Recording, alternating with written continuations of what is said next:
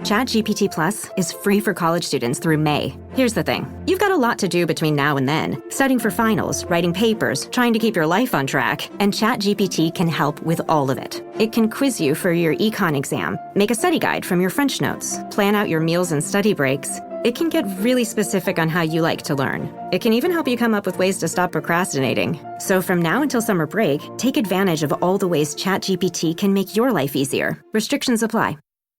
Ladies, you'll end up shopping for your guy's deodorant, right? So try Degree's Original Cool Rush. You see, last year, Degree changed the formula, and men were mad. One guy even started a petition. So Degree admitted they messed up and brought the Original Cool Rush scent back. It's clean, crisp, and actually smells like someone you want to cuddle. And it's in Walmart, Target, and other stores now for under $4. So toss one in your cart and find out why it's the best-selling men's antiperspirant for the last decade. Degree Cool Rush is back, and it smells like victory.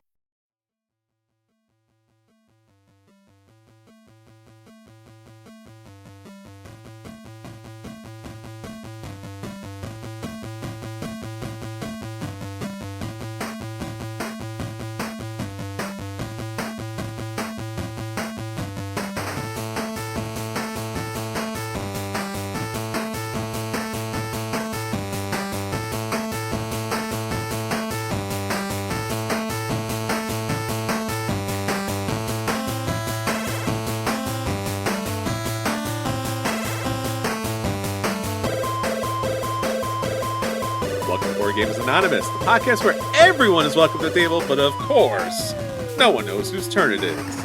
This is Chris. And this is Anthony. And this is episode 526, Games That Need a Crowdfunded Redux. We like to thank all our Patreon backers for helping us unlock a brand new episode. Hey friends, so glad to have you here join us this week. It's another great week of cardboard. It's another great week of gaming. Anthony, cardboard, you can actually recycle it and make something better. And this week, we're looking at games that can be recycled into something a little bit better.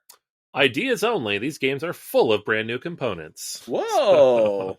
Yeah, no, we're going to talk about it's a recent trend. It started a while ago with Brass, but if you look at your crowdfunding feeds these days, they're full of games that you are very familiar with. So we're getting remakes. We've already gotten remakes of Castles of Burgundy or Puerto Rico.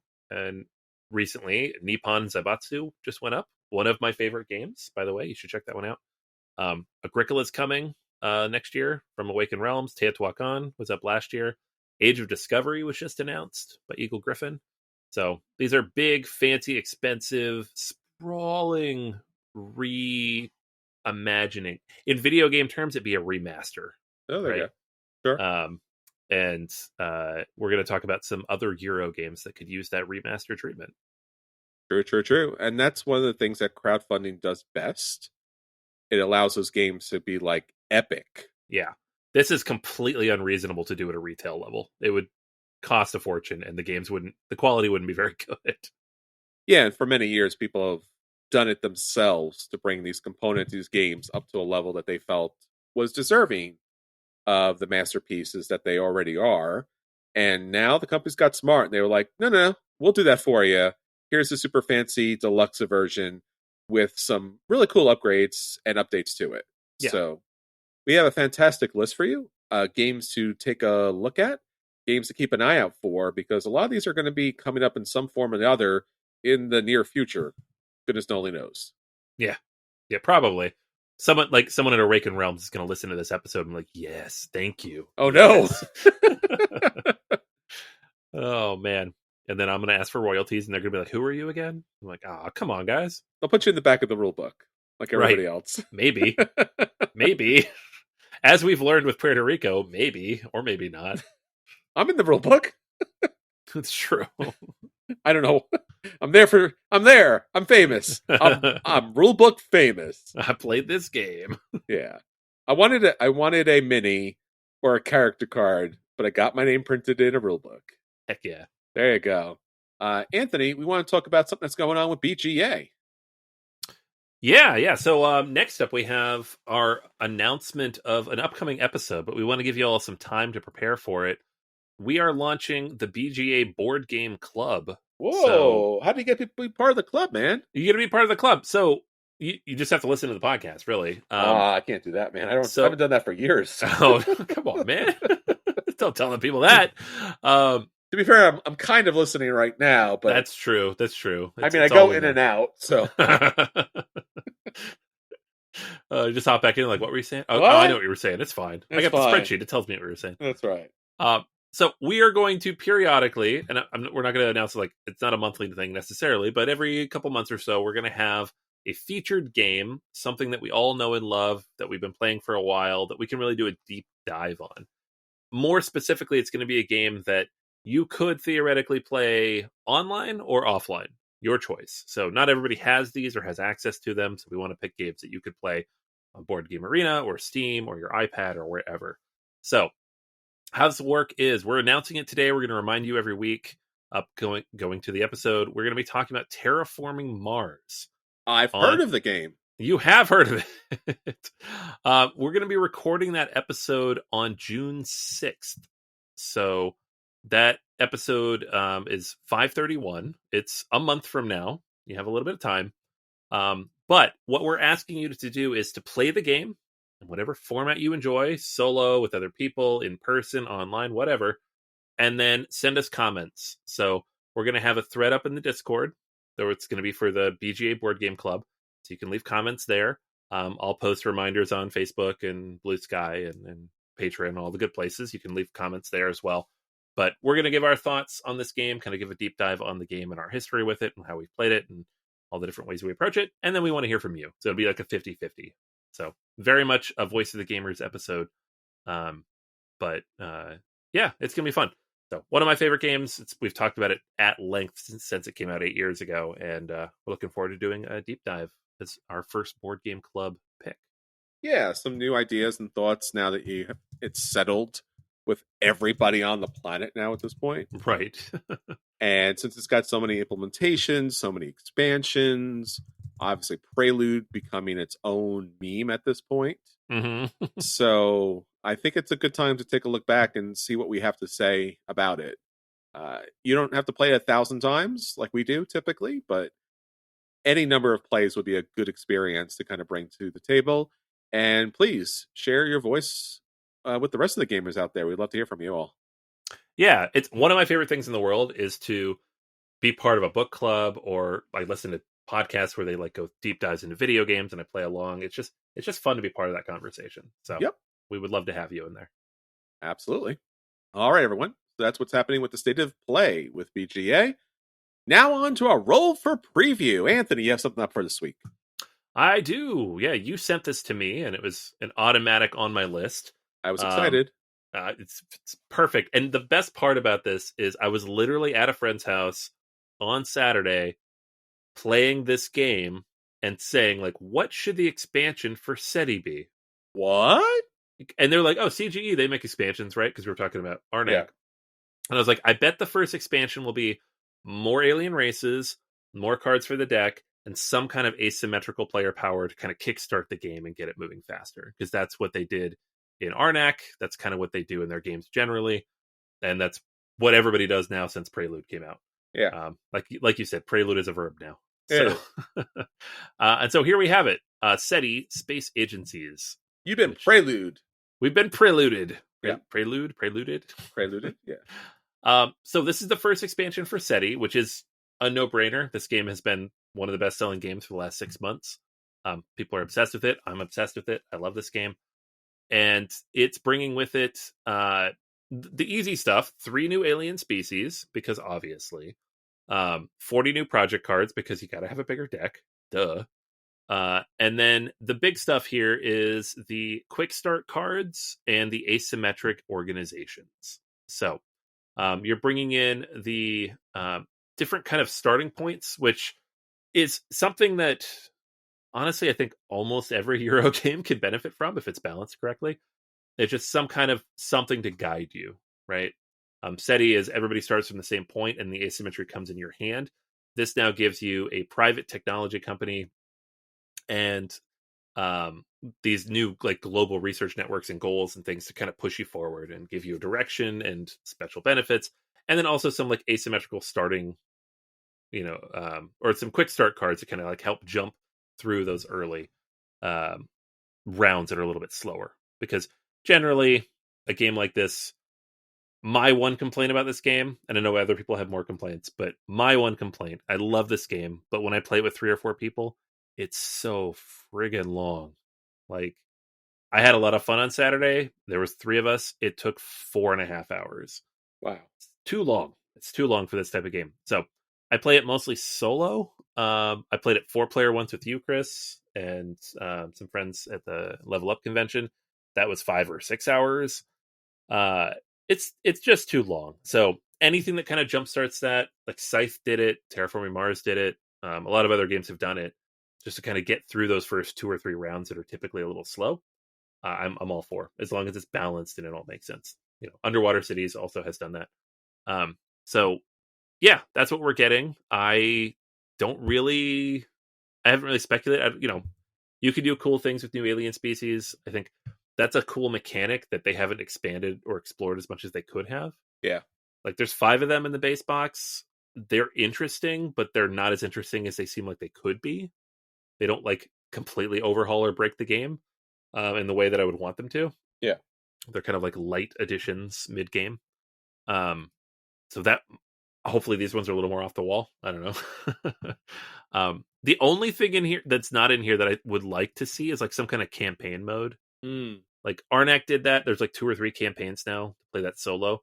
The solo mode of SETI is very good, and I feel like a lot of people play it that way or with 2 players only. Yeah. So some kind of campaign to guide you through. Like, you have an asymmetric organization, you have quick start, you have a little bit of story organization and narrative that it's building for you. Why not build a whole campaign where you're like going out into space and looking for specific aliens and trying to uncover things? I think that would be really cool, but maybe next time. I think they should build in a conspiracy theory element to the game, because I think that's so much built into the real worldness of this. Mm-hmm. And it's not necessarily in a negative way, but it's in the human mind is searching and is at the frontier, even far past where the science currently is. And that imagination and that belief and that public, because the public plays a role in SETI, right? There's that kind of public, that mechanic in there, that resource in there as well. Mm-hmm. So I'd like to see maybe something along the lines of just like popularity kind of hoarding, or like some sort of popularity market or some public marker. Like, again, when the aliens come out, it's like, great, oh cool, those are those aliens. Now we have something to shoot for. But it doesn't affect the game state beyond that. The one thing I always found weird, because I think the game is deeply thematic, but for what it is. But when you discover alien specimens, nothing happens to your publicity. Yeah. Like, it goes up by like 1 or 2, and I'm like, you should like do some laps on that. That's what I'm track. saying. Like, there should be like, something. You should bank like 30. People will lose their shit. The state of that changes the state of the game, at least towards end goal and kind of focus. Yeah. But it doesn't change anything about your play. Like you said, maybe then that should be the point where the Earth board, kind of like the Earth, quote unquote, Earth board flips over, and now what do you have to do with public sentiment about this or funding with this? Like, how does that change the game? It almost like the aliens flip over and then Earth flips over.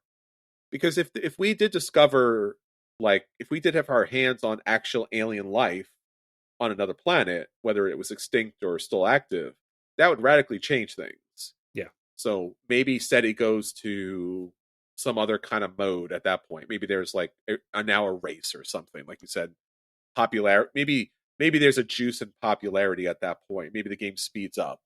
Right. Something needs to happen. Or fear, like a new mechanic. Well, that's what I'm saying. Like, you could have a balancing situation where it feeds you, but also like it could be like a lot of games have those like negative systems, like oh, you use a demonic power, so you powered up 5, but you lost health or something. One of the alien species in SETI gives you negative points. Yeah. And whoever has the most of them loses 10% of their points at the end of the game. Wow. So I had so the way the game works in terms of like discovering the alien species is like whoever contributes to discovering them is going to get some bonus stuff when Yeah. they find them. I contributed 2 out of the 3 to find this one. And so I had like 5 cards to start. And I was like, you know what? I'm going to go all in. So I'm going like super in on it. I have to shoot the moon here. So I had like 35 or 40 of these negative points. And the next person in the like had 11. Yeah. And I was like, I need to win by at least 10%. Yeah. And then, at the end of the game, I lost like 25 points or something. And I won Oh, by they beat you on 6. No, I won. Okay. but only by 6. Okay. So I lost 10% of my points. I was like 250 and I went back to 225. Sure. But that's a cool mechanic. Bake that in more, things like that. Yeah, I what you're saying, I agree with. Yeah, because again, the game has that built-in mechanic where the aliens, you're doing searching, you're sending out signals, and then the game state changes. I think, again, thematically, the Earth would change. And like you said, there's paranoia, there's conspiracy theories, there's, I mean, again, we could talk about this for an hour. But again, I think that would be very, very interesting. And I would say, I think we talked about this offline a little bit. I like SETI. I did feel it was too abstracted for me to feel meaningfully engaged in the game, because I felt like I was doing things, but I never felt connected to anything. Like you said, maybe if you contribute a lot to a particular alien and feel like I did that thing specifically, but really what you're doing is you're doing a lot of small things, signals, and you're moving things and you're building things up. But like I never felt like any ownership of anything on the board in a meaningful way. Now having these unique asymmetric organizations with unique abilities and advantages and such, that might do a lot to kind of make me feel like I am this character and I have this role in that. And maybe the organizations could be complementary or antagonistic towards each other. So again, that's another mechanic maybe in the next expansion that they might want to do. Maybe like public funding is different than the corporate mining group that's just trying to get, mine out that planet or something like that. Yeah. No, it'd be cool to see. Like, I don't have that feeling about the abstraction or anything, but I always tend towards more abstract stuff anyways. Like, I don't really need that connection as much. Because you're not a thing. You're not a character, right? No, but I'm fine with that. But at the same time, all the things that they're adding, or like the benefits you get, I would also get, and I would appreciate that. So yeah. So I'm all for this. I'm excited for it. Hopefully I can buy it and it's not just stuck in a boat or a warehouse somewhere. And it doesn't cost $52. But can we just reach out to them now? Can we be like, and now? Can you just send it to me now? Send me the files. I'll print it. I don't know. Right. Can we just do a print and play? Can you just do the thing? They can't charge tariffs on a PDF, can they? We're in the U.S. and it's basically going to be a lockdown over here. We're dealing with a basic embargo from China, so yeah. I mean, it's our fault. I mean, not me directly, of course, but yeah. So CGE, you're awesome. Please, hook us up, man. For the sake of our sanity, we need to do something for the next 4 years. Yep. We're not for the tariffs. Help us out. That's right. We'll move to the Czech Republic. That's what we'll do. Right, exactly. Yeah, we get all the games there. Plus, then we're not here, which is great. I wonder if they publish in the Czech Republic. Oh, I don't know. That would make this tariffs not a thing. I mean, 10%. 10%'s fine. 145. We'll see in 2 months. Yeah, we'll see what happens. Yeah. True enough. Someone's going to hear this in the White House. I'm like, ooh, no. Czech Republic, science 72, and science research. Ooh, they're going to cut the funding to the science research game. Yeah. I want to get some SETI scientists on the podcast and talk about SETI to them. We should do that, actually. That'd be kind of fun. I mean, we do an academic thing. We could have a whole podcast or series of features where we just bring in experts to talk about the game that's supposed to represent their expertise. I've thought about that 100 times, man. Like, that's what you really should do. You should take the games to the experts and be like, what do you think? And they're like, Right. Some guy in France made this. What do you think? And they're like, what is this? It's not how we do a thing. It's like, ooh, all right. How would you do the thing? And can we put it in a board game form? Can we make meeples out of you people? That's all we're saying to do. Can you be a meeple? Could it still be fun and accurate? Because if the answer is no, get off the show. 100%. We'll get Neil deGrasse Tyson to come on and just make it not fun. Oh, no. That's what he does. He does. He's like, you're an idiot to think that. You're like, yeah. I'm going to laugh and it's going to sound fun, but really deep down, I'm making fun of you because you thought of something dumb. And oh, no. All right, maybe we'll take that back. Maybe that's not fun. Maybe that's the opposite of fun. We'll have to figure that out. All right, well, that's our roll for preview. Check it out when it comes out. And let us know what you think. It seems like it's going to be a lot of fun. And anytime you can add a little more theme into a game, make it a little more crunchy in the good way, that's always a positive. Yeah, I'm psyched. Really hyped about this. All right, well, let's do our roll for review. So for this week's roll for review, I got to play a game that I have loved for quite some time. Way back in the day, there was a game called Shipyard from Vladimir Suchi. And I was like, oh, this is an enormous scary game because this game came out in 2009. And when crunchy Euros came out and they were this crunchy, it's a 3.5 on Board Game Geek, you worried about your teeth a little bit. You're like, this is going to break something. I'm sure about it. I'm going to feel bad about it. And this is another CGE game. A lot of CGE love unintentionally, but we do have a lot of love for CGE. And this was a game that looked like Euro games looked back in the day. It was beige and it was green. And it was that beige green color, which has its own kind of like vibe to it. So I initially was not super impressed, super engaged. And it also had 3 rondelles. And if you know anything about a rondelle, it's basically you move a marker typically 3? around a circle. Yeah. Oh, I know. too much. It's a lot of rondelle. Like if you think about Trajan from Stefan Feld, that only has 1 rondelle. Vladimir Suchi was like, no, 3. That's Suchi's thing, man. He's like, I see what you're doing over there, Matt Gertz. I see what you're doing over there, Stefan Feld. Yes. I'm going to triple it up. He takes it to the limit. That's the man he is. He's a genius. He does it always, pushes it there. And I've already loved a lot of his other games that came on later down the road, like Underworld Cities, The Prodigal's Club, Last Will. And I was, again, but this was the game that started my Suchi love, and I've noted him as one of my favorite designers. So let me talk about the modern day version of this. Now, it's not radically different, so it doesn't play different as far as there's some streamlining elements to it. There's some graphic design changes. It moved away from that beige and green that Euros were known for to a very sleek, almost AI looking version of this game. It does have artists, but I gotta admit it really does look AI-ish. I'm sorry, it looks too clean and sterile and blank. It made me almost sad for the days where things had that green and beige look to it. It's a weird place we're in. Sorry to interrupt, but it's a weird place we're in where for years and years and years and years and years, we look at board game art and we're like, oh my God, another frumpy, constipated looking European dude or just some like mediocre looking artwork.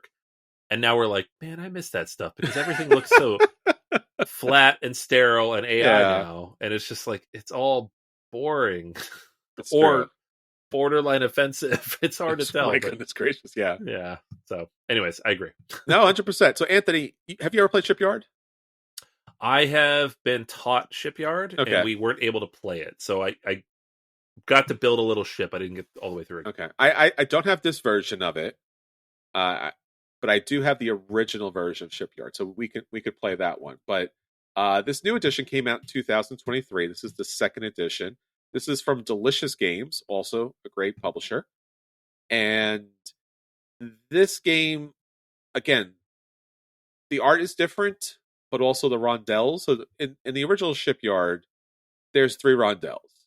Here, there's still 3 rondelles, but they're kind of incorporated into one wheel. There's 3 there's 2 intersections to the 3rd outer section. So basically, the game is as it states, right? It's about a shipyard, and you're building ships. So nothing too surprising here. It's the 19th century, so it's that state of shipbuilding. And primarily, what you're doing on your turn in this new version is you're going to pick a single action from the board. Now, this is the interesting part with this new production. When you pick a particular action, you're going to put your little cube marker on it, and each of the actions has a little like rectangular slip to it. And you put your marker on there, you'll perform the action, whatever that action may be. And I'll talk about that in a second. And then that little rectangle slip moves to eventually, once it comes back around to your turn, that slip moves to the back and it turns this crank, it turns this wheel. And the point of this is it's basically a round tracker. So when that kind of gear moves all the way around, it's time to take the cube out, place another cube in, and then eventually the game will come to an end based on all those cubes coming out and then turning. So when you take an action, that action's blocked for everybody until it comes around to your turn, but you can pay 6 money to take an action for free. So you could technically take 2 actions per turn. And also, again, as someone's blocked an action, you could pay 6 money to take that particular action. But generally, it's going to come down to utilizing the rondelle. Now, the rondelle is 3 of the several actions on your particular board. And basically, it's going to come down to picking employees. There's 4 different employees. There's also 4 different elements that you could place on the ship, like a smokestack or a cannon. And then there's 3 different kinds of resources that you can purchase and sell in the game. Beyond that, there'll be an opportunity to pick up employees that will basically give you special abilities in the game.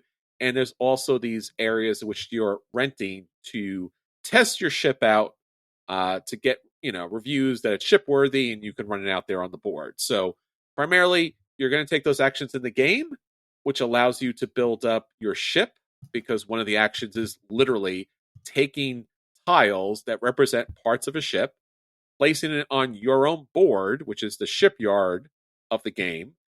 Now, here's the kind of interesting mechanic to the whole thing. The employee actions are going to give you benefits of doing certain things. Excellent.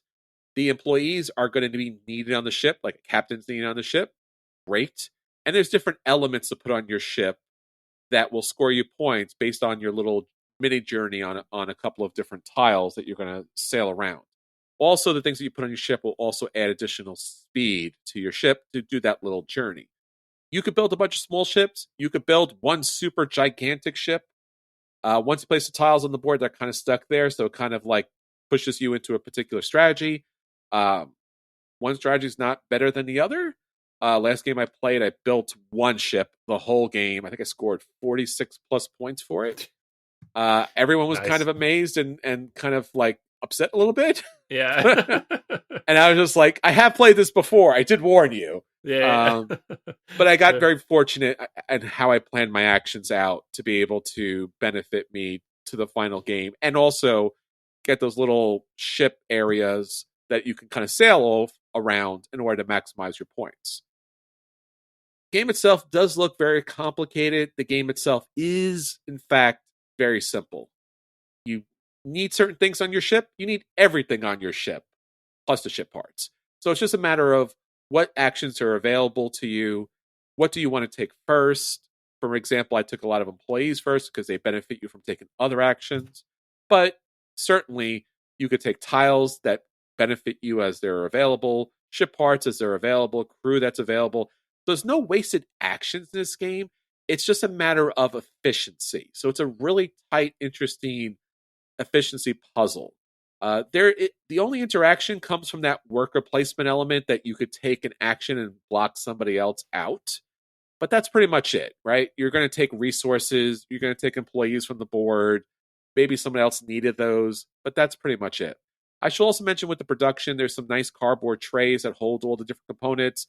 There's a nice building crane area where it holds the ship parts. But it's generally very much the game that I originally fell in love with and enjoyed.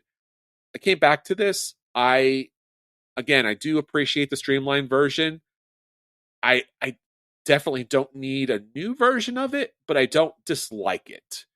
I did not play the super deluxe version of this. There's also a version that came out with wood components. My copy that I played with friends did not have the wood version. It doesn't change the gameplay. It's just aesthetically interesting because now some of the components are 3D. But it's Shipyard in a nutshell. I still love Shipyard. It's a great game. It's in my top 100. If you get a chance to play, I definitely recommend it. It's certainly a lot. It feels a lot smaller now playing it so many years later. As far as like, this was crunchy. This was a 3.5. Like, for example, this version, currently its weight is 3.3. So how games have kind of advanced. This is definitely something a little more simple, a little more straightforward, but still gives you a really interesting puzzle. So it's still a buy for me. That's Shipyard, second edition. Great. Yeah, that's good. I had an opportunity to get this not too long ago, and I was like on the fence because I remember learning the rules and thinking like, oh, it's a little fiddly, I don't know, but the Chris always says it's so good. Yeah. And so I've just still never gotten to the table. Like, I think the new version takes out a lot of the fiddle because now the rondelles are centralized. That's good. Yeah. And the actions are a lot clearer on that little board where you place you're only taking one action per turn. Right. And the one action you're taking is always going to give you something. Right. Including a couple of dollars depending on where you place your marker. So no action's bad. There are some actions that are more efficient at certain times, but they're all beneficial. So, like I said, the only thing I will say from, I won't say it's a negative, but the only thing I will say is, again, in this day and age, all these years later, it's a lot simpler and smaller of a game than it once was when I first played it. Sure. Yeah. All right. Well, that's Shipyard, second edition, 2023 from Vladimir Suchi. Check it out, kids. Suchi. All right. That leads us up to our Voice of the Gamers, Anthony. We're talking about games that need a crowdfunded redux, games that need to be renewed, reinvigorated, reinvented, and just have a lot of cool stuff added to it. Yeah. And crowdfunding is the place to do it. Unfortunately or fortunately, here's the thing. We talk a lot of smack about crowdfunding for obvious reasons. It's a mess. It might be a Ponzi scheme. Also, tariffs. With tariffs, it's potentially impossible. Shipping, right? Sustainability. Should we stop now? We should stop now. Yes, it's not good. People are like, I listen to this because I like board games. You guys are downers. No, we love board games too, but it is certainly problematic in certain ways. But one really cool thing that we've seen in recent years is going back, finding amazing games that are ugly as sin, or broken, or incomplete, or the expansions have been out of print for 10 years, and bringing all that content back and making it accessible. Yes. And everybody's like, oh, it's super expensive and dumb, but like if it was retail, it would be twice the price. So yes, it's, that Castles of Burgundy that y'all paid $130 for, that'd be $250 retail. Easy. Yeah. So that's cool. And so we thought, hey, let's talk about some of the games that we would love to see come back in a similar way, like with a big, fancy, crowdfunded thing. And what specifically would we add to that? So we have a list here of 10 games we're going to run through that could use that treatment. Absolutely. And again, just to kind of reinforce your point, Anthony, we always talk about the old days being the good old days of gaming. But to be fair, those were also the days of Grail games. Yeah. And it sounds very cool, but you couldn't find those games. And that was an incredible bummer. Yeah. And crowdfunding has allowed those games to come back in better forms easily. Yeah. I was just talking about Shipyard. It's a better form. Yeah, 100%. Yeah, and there's a cynical part of us, for sure, that's like, oh, AI art, bad, of course. Yeah. Or, you're adding things that don't need to be there just to make more money. Yes, they do that. They do. But also, maybe we get a pretty version of Castles of Burgundy finally after 10 years. That's cool. Yes, definitely. I'm happy about that. I like that I own this. So. Or, I mean, obviously, the number one example is Brass, right? Yes. Yeah, that's the one that started all this, right? Like, yep. I feel like there was a couple here and there before that, but Brass made a ton of money, and now it is the number one game on Board Game Geek after a decade of just kind of being that kind of ugly game in the middle. Yeah, Brass, our friend Dave, who's been on the podcast a couple times, a couple years back, he was the one who introduced me to Brass, and I was like, this is the worst, and I mean this, the worst production I've ever seen out of like So ugly. a major modern board game that people have claimed to love. And I played it, and I was like, this is fine, but like, could not get my eyes off how bad it looked and how bad it just handled. And it's otherworldly, the idea that they were able to recreate that in such a beautiful, wonderful format, and for that game that nobody was playing, Right. other than like a handful of people who were like hardcore about it, go to number one. Yeah. Like, that's just... It was so yellow. So yellow. It was like the yellowest game. And the little plastic chits that you were supposed to play with. Come on. Terrible. It's terrible. Yeah. All right. So let's dig into some games that could use a similar treatment. Yes. I don't know if any of these are quite that ugly, to be honest, but maybe a couple. So first up, we have Tramways. This is one of my personal favorites, an all-time favorite, from Albin Viard. And Albin Viard's already done this with a couple games. We got the Clinic Deluxe Edition. Yes. And Beautiful. the 37 expansions for that. We have Small City. Small City, beautiful. Deluxe edition of that. So, come on, man. Go back to Tramways. One more time. It's so ugly. And you could stop with Clinic. You've done enough, man. Yeah, no more Clinic content. and like for years, he's like, I'm done with Tramways. I'm like, cool, be done with it. I'm fine with that. No new content, but make it pretty. Yes. Right? There are 16 expansions for this game. All of them are ugly. These flat little paper mats. It like has 18xx vibes from like 1995. And I think this game is absolutely primed for like a nice revamp. It's like a really clever pick up and deliver deck building game with a fun auction mechanic. Just this really cool mix of mechanics that you don't see in anything else. And every time I bring it out and show it to people, they're like, what is this? It's ugly. I don't like it. So give us nicer, fancier cards, give us real maps, give us some like cool meeples. Maybe we have some like different variable types of meeples on the board. I don't know. I mean, to be fair, like we've talked about, and we're going to continue to talk about all the great things that crowdfunding has done for games to make games wonderfully accessible. But Right. They've raised the bar so high that the mediocre looking games have gotten beaten down because of that. Because we've talked about with people in meetups endless numbers of times, and they've said to us, I'm like, why are you repurchasing a game you already own? And like, it'll get table time if I do. Yeah. And that's a real thing in the gaming world out there. Oh, for sure. That's why I backed the Teotihuacan Deluxe Edition. It's not that different than what I already had.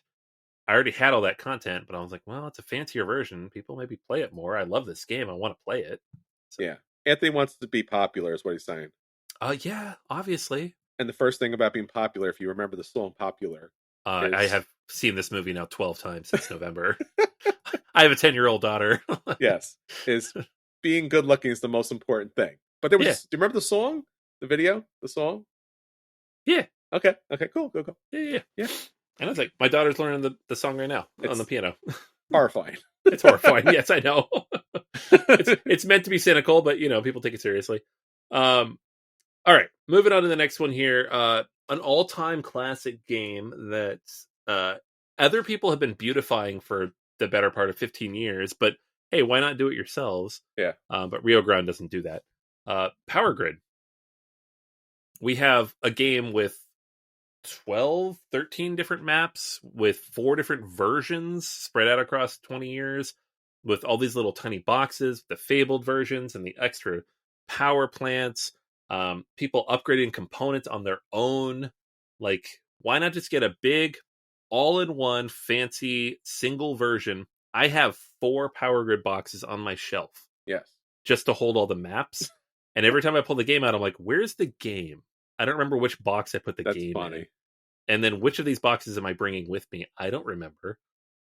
So I would love if we could get like a condensed, just all in one, super fancy, deluxe, maybe some player mats, some neoprene maps of the boards, the actual fancy components special to Rio Grande.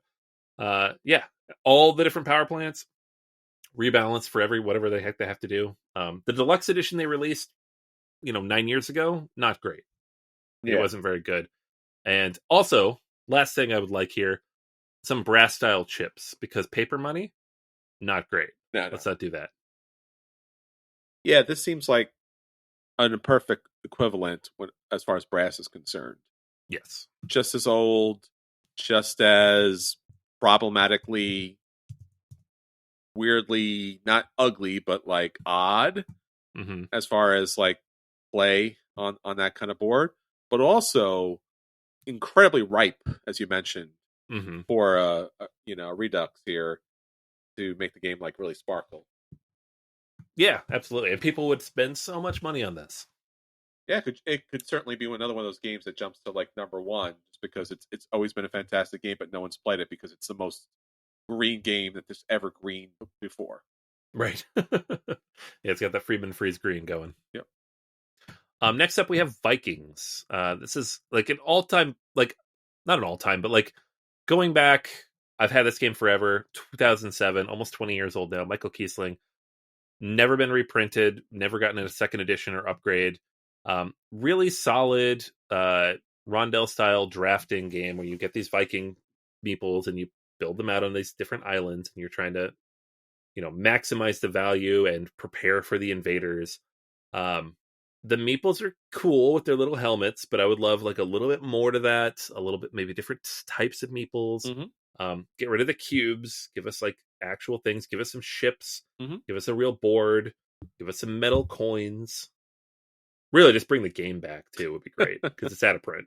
So, agreed. So this will be a fun one. Zolk in the Mayan calendar is already a beautiful production, but I would love to see what a Kickstarter or Gamefound edition of this would look like. Crazy. Because you'd probably be able to purchase like pre-painted metal wheels. Metal wheels. Oh, metal wheels. Yeah. Yeah, that's it. The rest of the game is fine. I just want the metal wheels. The metal wheels, and maybe make the skulls glass. Yeah, the blue skulls. Cool. Yeah. I always forget that, I've already upgraded this because I had some like Meeple Realty stuff. Yeah. So I have like little corn pieces. I have little gold pieces in there. When I pull it out, I'm like, this is pretty good. I'm like, no, wait, I've already upgraded a bunch of this. Like, yeah, we need like a fully fancy version, and throw the expansion in there because the base version of the game is solved. So you need Tribes and Prophecies to like complicate the game. And that would be a really good time to upgrade that expansion, add a little more to it as well. Yeah. Recalculate some of those challenges of, like you said, the base game. Yeah, because they haven't really gone back to it in 10 years now. And it's weird too, because so many people have painted so many beautiful wheels that it's shocking and surprising that they haven't reprinted this, because this certainly could be another one of those games that jumps to number one as well. Oh my gosh, yeah. People would remember like, wait, this game's really good. Yeah. I love this game. Speaking of really, really good games that have become memes in their own right over the years, Dominant Species. Yeah, cubes and cylinders and cones. Yeah. The visual inspiration for the Cones of Dunshire. Yes. Which was a crowdfunded game. That failed. Yes. Way back when. Which, if you think back on it, it's kind of quaint because they're like, we want $300,000. And everybody's like, you're crazy. Yeah. And now that's nothing. So, yeah. But yeah, Dominant Species, one of the best games ever made. Brilliant game. It's a little long in the tooth. It stumbles over itself a little bit in terms of length, which is why Marine is so good. Yeah. Take all the stuff you did in Marine, apply it to the original, upgrade all of the components, and give us like a big fancy version. I think that'd be great. Yeah, I was surprised. I get it, but I was also surprised that they just didn't get a super deluxe version in Marine. Right. Yeah. I mean, it's GMT. They don't really do that, but the designer passed away, so I don't know if you don't want to mess with the gameplay, but I guess. I mean, to be fair, Splatter with Food Chain Magnet, that seemed to be something that was never going to get a deluxe treatment. So, I mean, you could, again, something as simple as change the components to something that would be like glass or see through, and you can put Mhm. little sea creatures in it or something like that. That would be cool. Yeah, a lot of fun. Yeah, no, that'd be huge. All right, next up we have The Voyages of Marco Polo. This game is somehow 11 years old now, which makes me feel ancient because I remember picking this up in Manhattan after work to bring home so I could learn it for the podcast, which is how long we've been doing this. I know. I was not even 30 years old yet. Crazy. But this game it's one of the all-time great modern Euro games, and it has a lot of expansion and bonus and promo content for it that is difficult to find, right? And I think you take this game, you give us, you don't even have to change the artwork too much. Like the board works really well, but you kind of integrate the expansion content. Was it Agents of Venice? And that expansion's been out of print forever. So you have like a larger board, maybe some better components in the sense that like it's hard to tell from the small to the large pieces. Yeah. Like small camel versus big camel, they look the same size. That was a problem. Yeah, it's no good. So give us like some screen printed camels. Give us some metal coins. Give us some upgraded tiles and meeples. Make the meeples maybe asymmetrical, or give us different options for the different factions. This is an all-time great game. People would definitely be all about this. Yeah, I think the board itself, I think that's certainly something they could split up and really expand upon as well. Because I think the board's fine. It's functional, of course, but I don't think it's lavish. No, I think it was really nice at the time, but you fast forward 11 years and you're like, well, we've got tool boards now. And yeah. And again, it's supposed to be the Voyages of Marco Polo. Yeah. But the voyages are really like an inch. From location to location, it's like 1 inch. 1 inch. It's like a third of the board. Yeah. Yeah. Most of the board is the worker placement spots. Yeah. So that was the thing that happened. I don't know. Yep. I would love that. I would definitely back that. All right. Next up, we have a game that we played for the podcast 11 years ago. So we're kind of in that same wheel space. Lewis and Clark: The Expedition, which had beautiful artwork at the time. Yes. And just fantastic gameplay. I played it recently, actually, and I was like, oh, this is actually very good. It holds up. The one thing about this game that always rubbed us the wrong way, at least me, is the meeples, the native pieces are red, right? For no particular reason, but it's so egregious to the point where in the second edition of the game, they're still red, right? They're like, let's redo the game 5 years later. We're not changing the one thing everybody said is stupid. I bring this to my classroom. My students are always like, ugh, like that's ridiculous. And there's other things you could upgrade in this game, obviously. Like, we'll give us some little boats, give us like a bigger board. It's a very small board. Yeah. For like the journey you're going on. Like the little spaces on the board are very crowded if you have multiple boats in that area. The bigger board, more space, more clear delineation of the locations where you're going. You have the worker placement spots. The card quality is not great. They've warped over the years. They're kind of bent. But number one, just maybe not red meeples. Maybe just don't do that. Agreed. Yeah. Next up, we have just our blanket spot for Splatter. But we each kind of called out a game here, so I'll let you go first with Antiquity.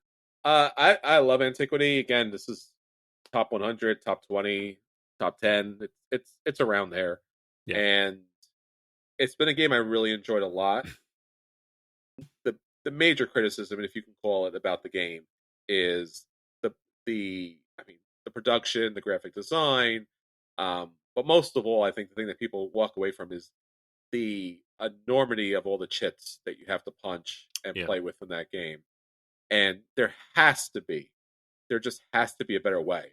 If Shipyard, all these years later, could condense its rondels into one rondel, there's got to be a way to put the toxic little tokens into the little grids without needing like a pair of tweezers.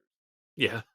So I'm not sure exactly what that would be, but it has to be something different than punching out a million chits. Yeah. I think together, Splatter, you and I, we could figure those things out. And again, I do love this game, but I 100% understand why people don't. And I think until it gets, a Redux, I don't think that we will ever really. I don't think it'll ever earn its place that it deserves. No. Right. 100% agree. Yeah, the couple times I've played this, it's been a lot, and it's a lot. It's meant to be a lot. It's meant to be a lot, right? You are running this the city state, and like there's so many things and so many people, and there's just it's supposed to be that, but by that same token, it's what's choking people out from liking the game. Right. My pick on that side of things is the Great Zimbabwe. So honestly, any Splatter game would be great if they upgraded it. Like the Food Chain Magnet seems superfluous, but it's still pretty. Great Zimbabwe is just a fantastic, quick, accessible for Splatter game, which has a really cool aesthetic to it. But because the board is so plain and because so many of the components are so plain, you can't really see that unless you're looking at like the rule book and the cards. And the cards are not a huge part of the game, right? They're just things you kind of draft into your tableau. So I would love to see more of that aesthetic applied to the game board, like more substantial pieces kind of to build the monuments that you're building. Like the grids themselves, the tiles, they can be prettier. We've seen that with the Food Chain Magnet upgrades. So I think that would make the game a lot more accessible for people. Agreed. All right, just a couple more here. We have Dungeon Pets from CGE. This is one of those really clever, fun, quirky games. CGE, has a good sense of humor, but it's definitely like it's languishing in its own age, right? It's been around for a while, 14 years now. And like that artwork and the sheer volume of components, it's very flat, it's very brown. I always tell, stories of like, the poop components, right? It's just a little brown cube, which it's fun, it's funny, but it's they could do more with this, and there's so many chits that it could be condensed and consolidated in a way. Yeah, again, in this day and age of just the Animeeples and all the other great, colorful, dynamic kind of pieces and miniatures out there, this is ripe for kind of like super deluxe version. Yeah, absolutely. All right, and last but not least, one last one I want to throw in here for my own collection. One of the games I absolutely love, this all-timer for me, is Quadropolis. This is a Days of Wonder game. It came out back in 2016, and it is a game in which you draft tiles into your own little city from this big grid, right? And each of those tiles represents a different type of building, as you would have in a city builder. So you have like your government buildings and your parks and your commercial buildings and your residential buildings.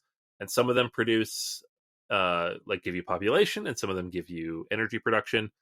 And you have to try to like balance out the energy production with the population on your personal board and also score points, right? It's like a nice little puzzler. It's not super complicated, but it's fairly abstract, right? You get little plastic meeples to represent your population, and you get little red cylinders to represent your power production. Everything else is a tile. And even when you're building like condominiums and apartment buildings, you just stack those tiles up. I would love to see like plastic versions of those buildings, because they go in a grid and they don't have to stack on each other. You could build a little city here, right? You could have the little pieces like you have in games like Skyrise that kind of build out this tableau in front of you, and you could have them in the grid to draft. And I think it would look really, really cool. And it honestly, the game can be a little hard to process because of the way you're stacking everything and you're placing all these different pieces on top of everything. Having this additional like 3D layer, I think would actually be helpful in a case where sometimes the 3D is just there for the sake of 3D. I think this would be helpful in this case. So, Days of Wonder's never done this except like Ticket to Ride Anniversary Edition, but I think it'd be great. Yeah, this is another great game that's kind of disappeared almost immediately, and kind of sad because city builders are a lot of fun. Yeah, absolutely. All right, there you have it, folks. We have there 11 games, if you count the 2 Splatter games, that could use that good old crowdfunding Redux. Many more to come. Probably some of these we'll see over the years. Mm-hmm. And as Anthony said, he wants credit. I want all the credit. Put my name on the front of the Kickstarter page. There you go, people. All right, everyone. Until next time, this is Chris. Hey, and this is Anthony. And we'll save you all. See you at the table. Take care, everybody. Bye.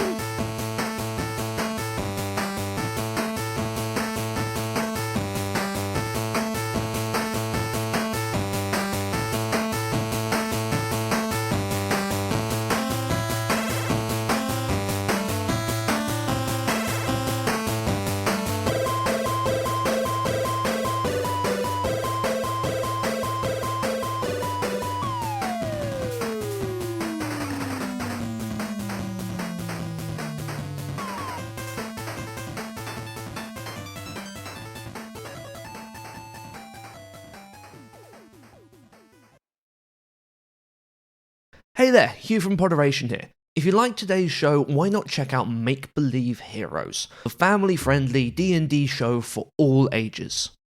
Join our eclectic, lovable cast as they explore the world of Manumi and beyond in a show that's designed for everybody to be able to enjoy. If you'd like to hear more, check out our website at poderation.com.